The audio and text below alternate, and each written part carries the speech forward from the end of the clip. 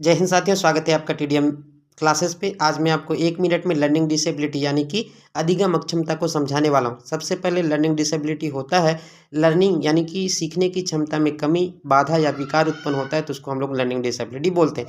Learning disability में पहला जो टाइप होता है डिसलेक्सिया या फिर जिसको एलेक्सिया भी बोलते हैं, यानी कि बच्चा पठन से संबंधित विकार उसको देखने को मिलता है, यानी कि बच्चा पठन से संबंधित असहज महसूस करता है या फिर बाधा उत्पन्न करता है तो उसको बोलते हैं एलेक्सिया या डिसलेक्सिया। दूसरा होता है डिसग्राफिया। डिसग्राफिया का मतलब होता है ये राइटिंग से रिलेटेड होता है, यानी कि बच्चा लिखने में कठिनाई महसूस करता है। जैसे बच्चा 100 को वास लिख देता है, बी को डी लिख देता है तो उसको बोलते हैं डिसग्राफिया।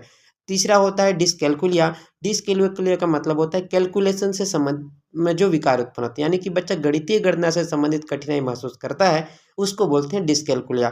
चौथा होता है डिस्मॉर्फिया, यानी कि बच्चा भ्रम की स्थिति में रहता है, यानी कि बच्चा उसके आकार को समझ नहीं पाता, यानी कि मोर को नहीं समझ पाता और मोर और मुर्गा में अंतर नहीं समझ पाता, मोर को मुर्गा, मुर्गा को मोर कहता है। तो उस प्रकार की स्थिति जब बच्चा में देखने को मिलता है तो उसको बोलते हैं डिस्मॉर्फिया। अगला होता है डिस्फेजिया। डिस्फेजिया का मतलब होता है भाषा से संबंधित विकार, यानी कि बच्चा भाषा से संबंधित कठिनाई महसूस करता है, यानी कि बच्चा कम्युनिकेट नहीं कर पाता है तो उसको बोलते हैं डिस्फेजिया। अगला होता है साथियों डिस्प्रेक्सिया।